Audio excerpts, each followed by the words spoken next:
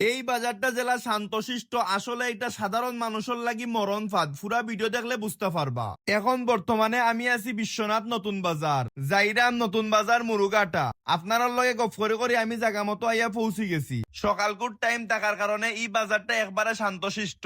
একটু পরেও এই বাজারও জমজমাট বাজার শুরু হয়ে যাব।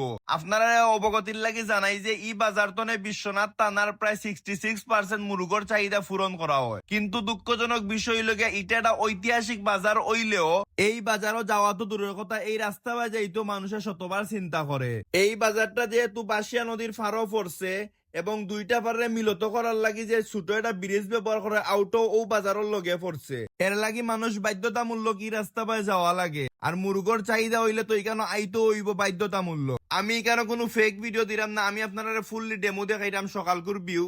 আপনারা দেখরা এবং বুঝরা গাঙ্গর দুর্গন্ধ আর মুরুগ বাজারের দুর্গন্ধ, 20টা মরা মুরুগ সপ্তাহে মিলাইয়া মানুষের মগজ নষ্ট হয়ে যায়। আমি কেন কেউ অ্যাটাক করে ভিডিও করলাম না, শুধুমাত্র জনসাধারণের স্বার্থে আমি ভিডিওটা করলাম। আপনারা দায়িত্বশীল কাছে আমার আকুল আবেদন থাকবো যে এই বাজারটারে সংস্কার করুকা এবং মানুষের ভোগান্তি থেকে আপনারা একটু মুক্তি দৌকা।